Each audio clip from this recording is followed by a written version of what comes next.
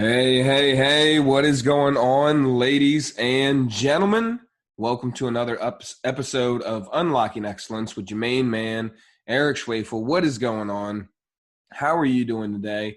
I hope that you're having a great day so far, whether it's the morning, the afternoon, or the evening. I hope that it's just going the best that it absolutely can. So today we are going to dive straight into it. We've got a great episode for you. And I'm going to be sharing a few things that I've been picking up from a coaching program that I'm in, a few of the key phrases that have really given me aha moments, and then hopefully they'll give you those aha moments as well. And I'm excited to share my interpretation of those phrases. So without further ado, let's just go ahead and dive in. It's going to be a good one. So ponder this for a second, okay? Unhappiness is the space between where you think you are now and where you think you should be. All right, so I'll say that again. Unhappiness is the space between where you are now, where you think you are now, and where you think you should be. You know, all too many times we focus on unhappiness in life. And I'm the same way, right? I focus on that space between where I think I am and where I think I should be. Because let's face it, we all want more, right? We all think at some level, maybe not all of us, but there's a good bit of us that think on a deep level that what we have and who we are is not enough, right? And that's scary. That's something hard to face, because who wants to think that, really, right? Who wants to really face that as well? It takes a lot of courage. But we do focus a lot more on the future, on what it is that we want or what we think that we should have. And one of the ways that we do that is with a simple phrase of, if I had blank, then I would be blank. And if I had more money, I could do more things that I love. If I was in better shape, I would be more outgoing. If I had a better body, I would go to the beach more, right? There's all these different things and different ways that we use that phrase. And the problem with it, and this is one thing that I learned from the coaching program, is we're working from a broken system of the have, do, be system, right? If I have this, then I will be this way. And that's not the way that it works. It works in reverse, right? You may have heard this formula before, the be, do, have model. It's the model for the law of attraction as well, right?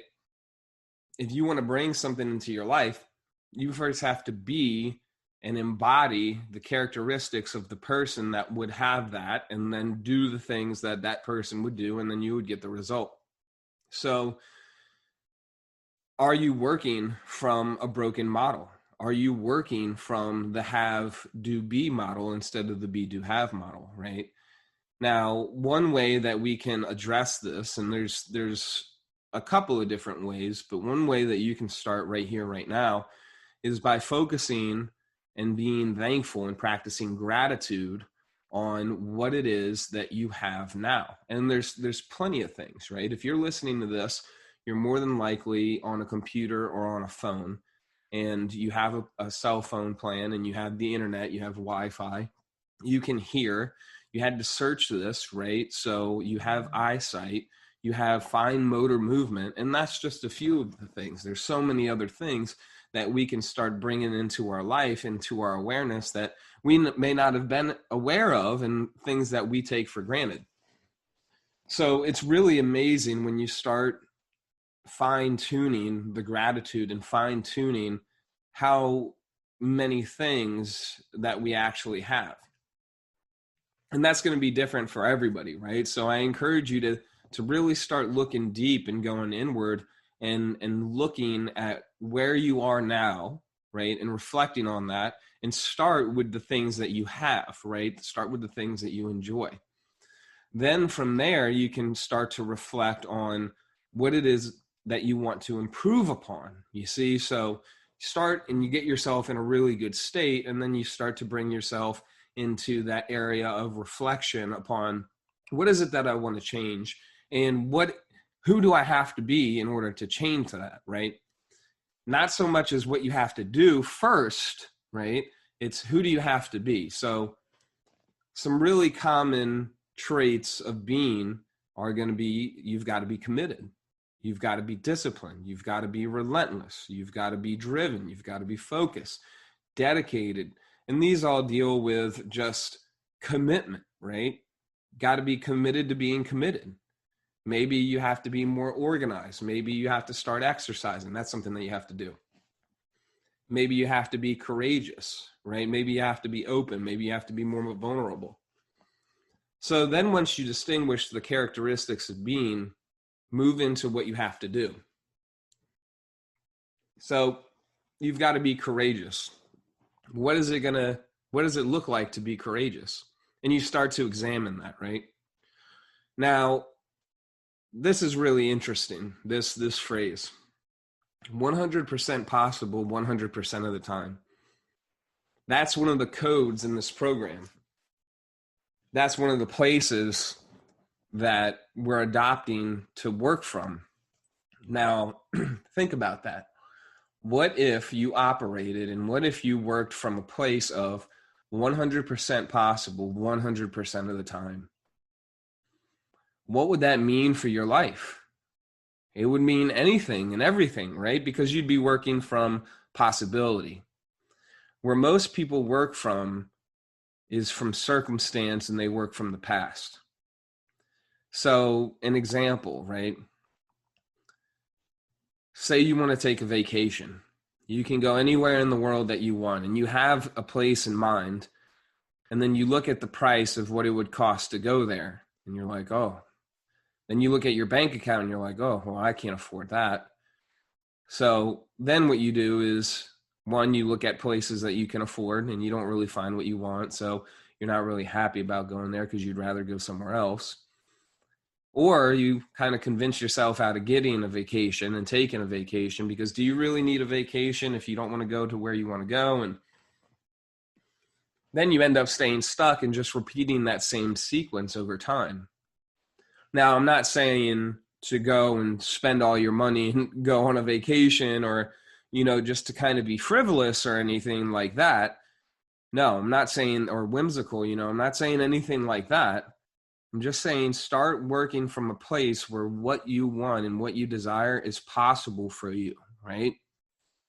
So one way to look at that too, and this actually occurred today, I was getting a haircut and I'm at my stylist salon. And she has a worker that's there, and we begin to talk about my coaching, and I'm working with my stylist. And so I talk about some of the results that my clients have gotten, and just phenomenal results. And her worker asked, she goes, so how long would it take to lose 60 pounds? And I immediately just said, it's up to you. And the stylist kind of started laughing, and I started laughing a little bit. I've become very direct, right? And she kind of smiled, the person who asked the question. She said, what do you mean? I said, well, really, it's up to you, right? Because I had a client who lost 130 pounds in around 10, 11 weeks. And she was totally committed. She was like in it, right? So it depends on how much you're committed and how much you're willing to go for it. She says, well, I would start exercising, but I have these things going on with my hips and then with my knees. So then I stopped her. And then I asked, I said, you can walk, can't you? She goes, yeah, well, and she started saying some different excuses. And so then I asked her, I was like, well, the real change comes from what you put in your mouth and what you eat. And she goes, yeah, I know. And that's a problem for me too. I only eat one time a day. And she started listing excuses. And I mean, there's just nothing that you can do to help someone if they don't want to change. See, a lot of people are like married. They're like committed to their excuses, and it's hard for people to face what those excuses are hiding underneath the surface, right? We have these stories that we tell ourselves, I can't work out because of this, or I can't eat well because of that, or I can't do this. And it's that victim and defeatist mentality and just staying in a spot where I am powerless, right? I can't do anything about my situation. I'm stuck here. And when you work towards excellence and unlocking excellence, that's just simply not the case, right? 100% possible, 100% of the time. You're capable of anything that you set your mind to. Does that mean that it's going to happen immediately? No. It just means that you're never going to give up. You're going to keep pushing forward. You see, this is another code that the program gave. Transformation does not tolerate mediocrity. Okay, transformation does not tolerate mediocrity. And one of my clients said this today. She goes, man, work ethic has really changed in the last 10 years. We're around the same age. We sound like, excuse me, like old people. And it's changed dramatically, right? The work ethic is just, it's not as prevalent as it once was. And that's because when people start getting uncomfortable, they don't like it and they stay in their comfort zone.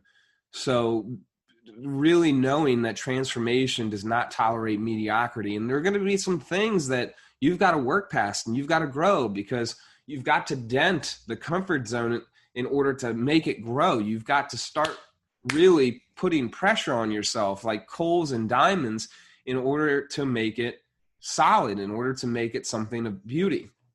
I've read recently, all metal is really refined earth that's been melted and put pressure on and pounded upon. And that's why metal is as sturdy as it is because of how it's formed and how it's refined. It's the same thing for us. It takes refining ourselves, reflecting. It takes putting ourselves through challenging circumstances, and circumstances that we're just simply not comfortable in order to get us to grow. And that's different for every single person, right? There are some things that are definitely that we all can participate in that will help us grow. And there are some things that are specific to the individual. So transformation does not tolerate mediocrity. It's 100% possible 100% of the time. And unhappiness is the space between where you think you are and where you think you should be, right? Those are huge. Another one is you have to give up your old self in order to be your new self. You have to think differently in order to be different, right? So with that, a lot of the times we stop when we start to experience something called disintegration anxiety. And what that is when we start to give up our old habits and our old self, we start to really feel just strange and anxious on the inside. It's like giving up a soda habit or a nicotine habit.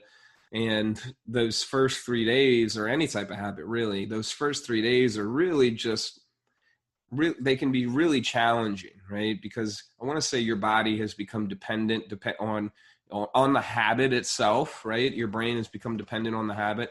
And then maybe your body is addicted and to a substance, right? Like I'm thinking nicotine or alcohol or something like that.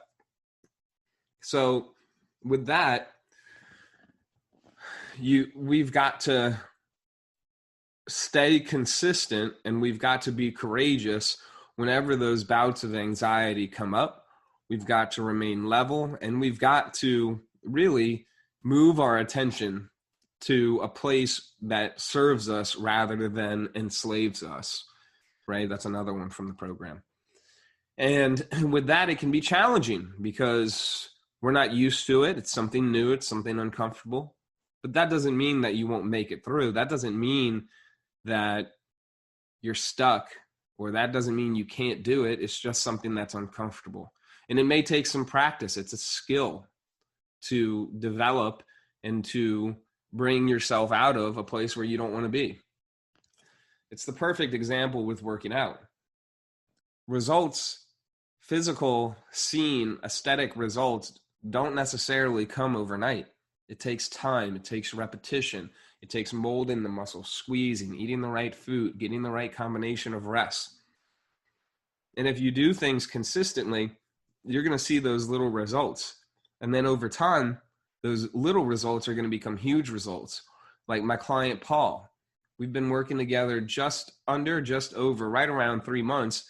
The guy's 37 pounds down. He works out 6 days a week now. He goes for walks and runs when he doesn't work out with me. He's eating properly. He's cut the midnight snacking. He sleeps really, really well. And he's committed to this lifestyle change. He was telling me that as a little boy, his favorite snack is cucumbers and hummus. He's getting his family involved in this stuff. So it's huge to, one, not tolerate mediocrity, but then two, it's huge in order to move past that disintegration anxiety and let go of your old self and move towards your new self. All right. So those are some really big ones. And then the last one I'll leave you with to give 5 phrases is going to be, your story is your life. Okay. So we have stories for everything. Like I mentioned earlier, the associate at the salon who started telling me about why she couldn't exercise and then why she couldn't eat properly. Those were stories that she had. We all have stories. I have stories. Then we have stories on top of stories on top of stories, right? They just build and they build and they build. And when you start to go deeper into your stories and you start to realize what stories you have, why you have them, a question you can ask yourself is, what does it cost me to have this story? What does it cost me to believe this thing? And what does this thing that I believe, or what does this story, what does it mean about me? What am I making it mean about me? Deep, right? So when you get into that, it's inner work. You start to realize that a lot of what you tell yourself isn't necessarily an absolute truth. And a lot of what we've learned, a lot of what we've been told, a lot of what we share, a lot of what we see isn't necessarily absolute truth too. It's a story. Everything that you have in your life is a result of the stories that you tell yourself. Your stories can either enslave you or they can serve you. Now, I'm going to be bringing you more about this as the weeks go on because this is what I'm learning. So stay tuned and I'll dive deeper into it. But definitely rewind and listen to those few phrases again, right? My story is my life. Everything that I have in my life is a result of my stories. And my stories can either serve me or they can enslave me. And start to examine your stories. As you examine your stories, ask yourself, what does this story mean about me? What am I making this story mean about me? And what does it cost me to hold on to this story? What is it costing me to believe this story? Then you can ask yourself, how much longer are you going to hold on to this story? And how are you going to change it? You make up a new story. You make it whatever you want, right? It doesn't have to, you don't have to believe it right away. That's where repetition comes in, like working out. You've got to repeat this until you believe it, until your brain, not just your mind, but your brain believes it, okay? So with that being said, I think that's a good ending point. We hit a lot of deep things in a lot of ways that you can unlock excellence in your life. And I would encourage you to go back and to listen and then to write down those 5 phrases. I'm going to see if I got them back, right? So transformation does not tolerate mediocrity. Unhappiness is the space between where you think you are and where you think you should be. 100% possible 100% of the time. You have to let go of your old self in order to become your new self. And then the 5th one, it escapes me right now. So my story is my life. My story is my life. There we go. All right. If it's meant to be, it's up to me. Right? So if it's meant to be, it's up to you. Check it out. Remember, transformation does not tolerate mediocrity. It's got to be intentional. And there's got to be pure intention behind it, right? It can't be like, oh, I want to do this because I'm afraid of what's going to happen otherwise. No, I want to do this because I want to live a new life that is beneficial to me and where I have designed it. I have created it, right? And whatever story suits you. So with that being said, I love you. I hope that you enjoyed this. If you stuck around, please, if you got something out of this, share it out. I would love for you to tag me, whether it's Facebook or Instagram or whatever platform that you're on. Please tag me, share it out. If you aren't a subscriber already, please subscribe. And if you haven't left a comment, please go ahead and leave a comment. That would be great. I know that with the algorithms that they have, the comments and likes they end up boosting the podcast. So if you could rate and review this, that would be phenomenal. And I hope you have a wonderful day. I love you. You're unstoppable. And we'll talk soon. See you next time. Peace.